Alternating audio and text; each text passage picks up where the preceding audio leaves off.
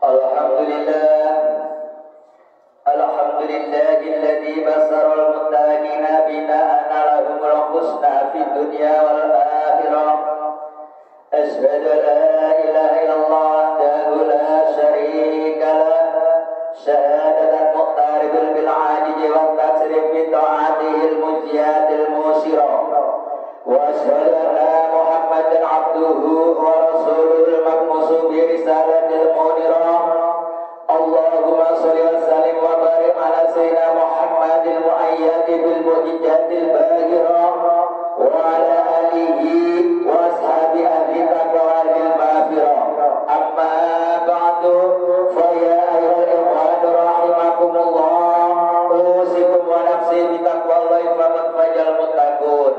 Kama qala Allah ta'ala fi kitabil karim, bismillahirrahmanirrahim. Ya ayyuhalladzina amanu taqullaha haqqa tuqatih wa la tamutunna illa wa antum muslimun.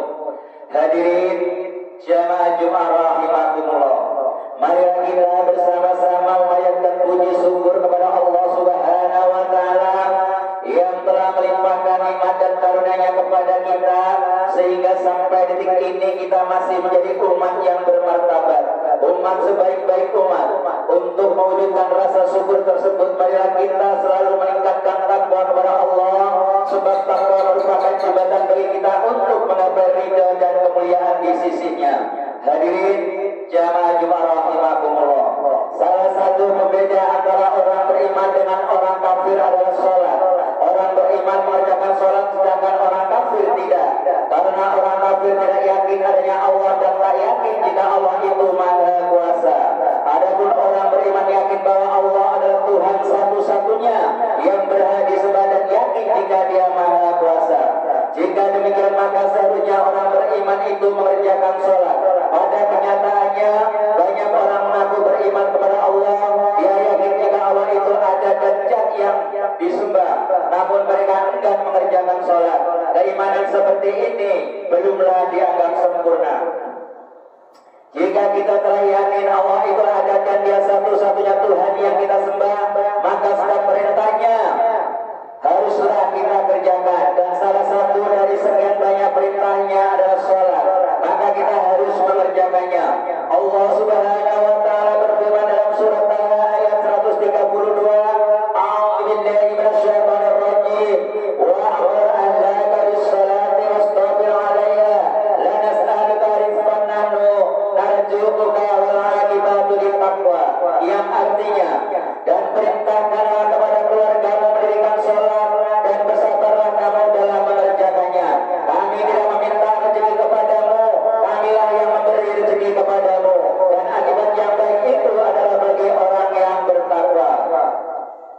Sholat merupakan perintah Allah yang disampaikan melalui utusannya Muhammad Rasulullah Sallallahu Alaihi Wasallam. Sholat bukan untuk Tuhan, karena Tuhan tidak butuh disembah, terlalu agung dan suci baginya. Sebenarnya sholat yang merupakan kewajiban itu semata-mata untuk diri kita sendiri. Jangan menyamakan esensi perintah Allah dengan perintah majikan. Jika majikan memerintah sesuatu, maka perintah itu berpulang pada dirinya. Sedangkan jika Allah memerintah sesuatu, maka perintah itu berpulang kepada kita. Artinya bahwa segala perintah Allah itu mengandung kebaikan dan hikmah yang seluruhnya untuk kebahagiaan hidup kita. Hadirin jamaah Jumat rahimakumullah, sayang sekali selama ini kita menganggap bahwa perintah sholat dikarenakan Allah butuh disembah. Dengan demikian kewajiban itu terasa berat, apalagi yang memerintah tidak nampak oleh mata. Kita menjadi bermalas-malasan untuk mengerjakan sholat. Kalaupun mengerjakan sholat seringkali disertai rasa berat dan seolah-olah pekerjaan itu sebagai suatu paksaan.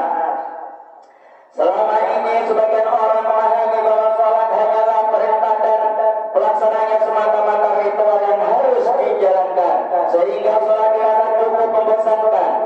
Padahal sesungguhnya sholat tidak sekedar ritual, tetapi juga simbol-simbol yang syarat dengan makna. Sebelum sholat kita diperintahkan untuk mengambil wudhu. Tanpa wudhu sholat dianggap tidak sah. Namun selama ini apakah kita telah berusaha memahami simbol ini? Pesan apakah yang ada di balik wudhu? Wudhu tidak sekedar menyiram air, membasuh muka kepada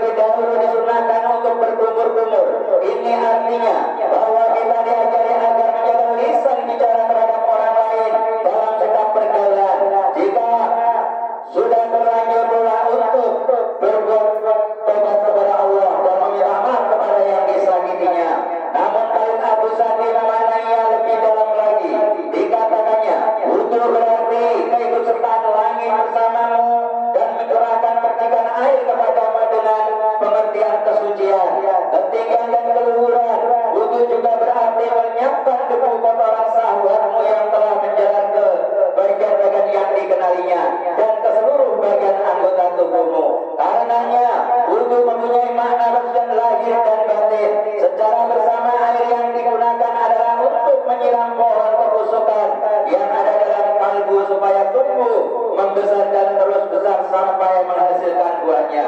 Setelah berkumur-kumur selanjutnya kita membasuh wajah dengan rata. Ini mengandung makna agar kita menjaga mata dari pandangan yang mencelakakan. Pandangan yang mencelakakan adalah sesuatu yang membangkitkan syahwat dan keinginan. Kita tahu di dunia ini banyak ragam benda yang dapat mengusik hati kita sehingga mempunyai kecenderungan untuk memiliki dan menikmati. Hadirin jamaah Jumat rahimakumullah. Selanjutnya adalah membasuh kedua tangan. Sesungguhnya tangan juga merupakan simbol kekuasaan dan kekuatan. Sebab dengan tangan kita bisa melakukan apa saja. Melalui wudhu ini seakan-akan kita mendapat pesan bahwa dalam hidup hendaknya jangan sewenang-wenang, jangan mencuri, jangan menyakiti secara fisik terhadap orang lain. Berikutnya adalah membasuh kepala. Di dalam kepala terdapat otak untuk berpikir. Simbol dari pembasuhan ini dimaksudkan agar pikiran-pikiran kotor disucikan. Setelah itu jangan sampai ada prasangka buruk, iri, dengki, sombong, riak, dendam dan lain sebagainya. Setelah itu kita membasuh telinga. Kita tahu setiap informasi dari luar negeri ini masuk melalui alat pendengaran berita apapun ditangkap melalui lubang telinga dan dikirim ke saraf otak. Jika yang kita dengar itu gosip, maka otak kita terpengaruh, lalu cenderung untuk ikut komentar tentang gosip tersebut. Karena itu telah disucikan dengan air suci. Diharapkan telinga tidak lagi untuk menguping kabar-kabar yang buruk. Pada tahap berikutnya adalah mencucikan kedua kaki. Pesan yang terkandung dalam pembasuhan ini karena kaki adalah organ yang dapat mengantarkan kita kemana saja. Setelah melalui proses pencucian, diharapkan tujuan hidup kita selalu mengarah kepada jalan yang benar dan selamat. Ketika seorang telah menyelesaikan bersuci dengan sempurna, kemudian mengerjakan sholat, tentang hikmah dan pesan di balik sholat jika diberikan terlalu panjang, maka cukup disampaikan secara garis besarnya saja. Khalid Abu Sani berkata, menghadap kiblat melambangkan pengertian, berpaling dari selainnya, perhatian hanya bertuju kepada Allah semata, sebagaimana tidak menghadap kiblat kecuali dengan berpaling dari yang lain selainnya. Demikian pula halnya dengan hati. Hati tidak akan menghadap kepada Allah kecuali dengan berpaling dari selainnya. Dikatakan berdiri melambangkan berhenti di hadapan Allah Subhanahu wa taala tanpa penghalang dan tanpa berterjemah.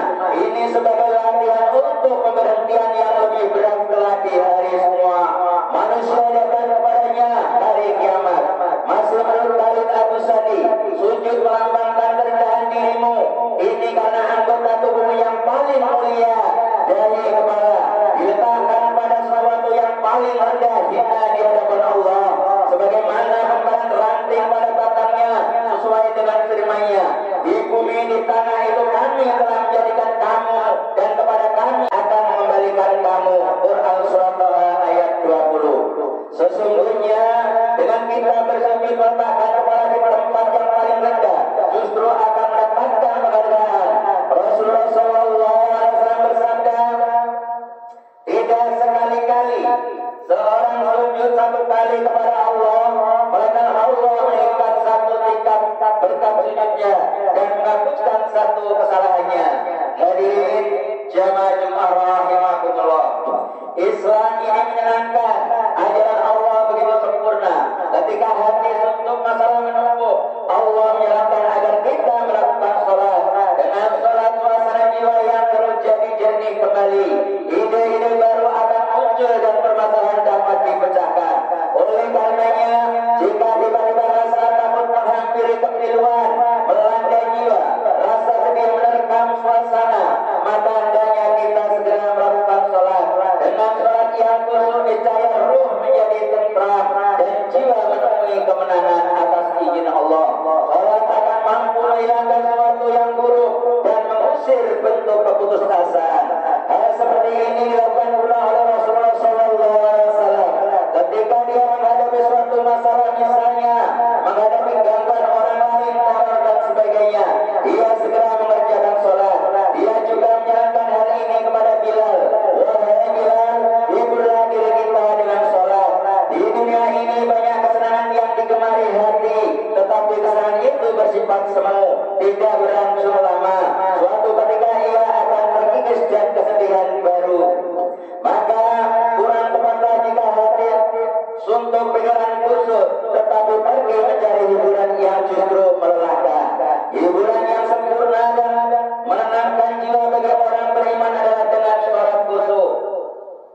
Kesenangan akan mereka dapatkan dengan merenungkan ayat Allah dan menjiwainya. Dengan demikian ia akan mengalami kemudahan dalam melepaskan pikiran dari kesuntukan dan membebaskan diri dari kesulitan dirinya. Orang beriman akan memakan caranya sendiri dalam menghibur jiwanya.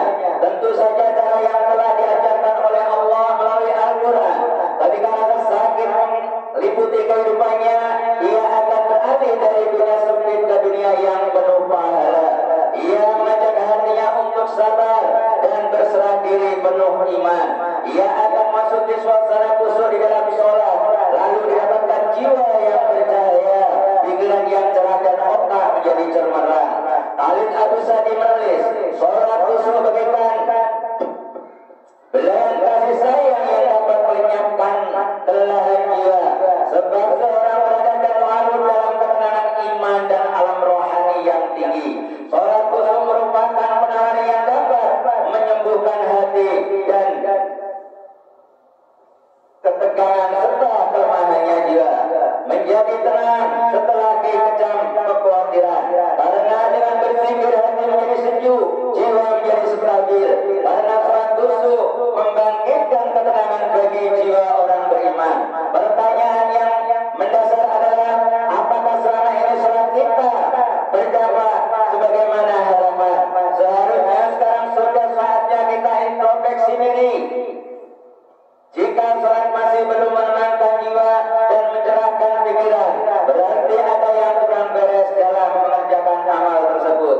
Tentu sholat kita tidak khusyuk atau karena sholat merasa sebagai kewajiban yang memaksa.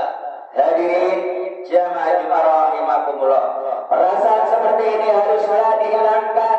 Jadikanlah sholat sebagai kebutuhan dan sesuatu yang menyenangkan jika dikerjakan. Dengan demikian sholat akan berdampak positif bagi kehidupan spiritual kita. Demikianlah khutbah Jumat kali ini. Semoga apa yang kami sampaikan ini dapat membawa perubahan dalam tingkah laku kita ke arah yang lebih baik lagi. Amin ya rabbal alamin. Barakallahu li wa lakum fil Qur'anil azim wa nafa'ani wa iyyakum bima fihi minal ayati wa dzikril hakim wa taqabbal minni wa minkum tilawatan innahu was-sami'ul 'alim. Aqulu qawli hadza wa astaghfirullahal azim li wa lakum wa lisa'iril muslimina wal muslimat wal mu'minina wal mu'minat fastaghfiru innahu huwal ghafurur rahim. Alhamdulillah. Alhamdulillahilladzi hamda yuwaffi ni'amahu wa yukafi'u majidah. Ya Rabbana lakal hamdu kama yanbaghi li jalali wajhika wal 'azimi sultanik. Asyhadu an la ilaha illallah wahdahu la syarika lah, lahul mulku wal hamdu wa huwa 'ala kulli syai'in qadir. Wa asyhadu anna sayyidina wa habibina Muhammadan 'abduhu wa rasuluhu sayyidul khalaiqi wal basar. Ayyuhan nas ittaqul haqqa tuqatih wasari'u illa maghfiratihi wa janabi 'arda as-samawati wal ard wa 'inda liman ittaqa rahmanabi wa qala azza wa jalla inna allaha wa malaikatahu yusholluna 'alan nabi ya ayyuhalladzina amanu shallu 'alaihi wa sallimu taslima. Allahumma shalli 'ala malaikatil muqarrabin wa anbiya'ika wal mursalin wa 'ala alihi wa sahbihi warda 'ala rahmatika ya arhamar rahimin. Allahumma ighfir lil muslimina wal muslimat wal mu'minina wal mu'minat al ahya'i minhum wal amwat innaka sami'un qaribun mujibud da'wat ya qadiyal hajat. Allahumma anzur man as-saradin wa anzur man qadal muslimin wa jal baladana hada Indonesia baladan thayyibah tarbi bima hakamuka wa sunnata rasuli ya hayyu ya qayyum ya alim ya rabbal alamin. Allahumma ma'al bala'a wal ghala wal waba wal sa'a wal munkar wal fitnah wal mihana ma dhahara minha wa ma batan min baladina hada khassa wa 'abul dari muslimina amma bi rahmatika ya arhamar rahimin. Rabbana ighfir lana dhunubana wa kaffir 'anna sayyi'atina wa tawaffana ma'al abrar. Rabbana ighfir قلوبنا بالإيمان ولا تزغ قلوبنا إلا للذين آمنوا إنك رؤوف رحيم ربنا آتنا في الدنيا حسنة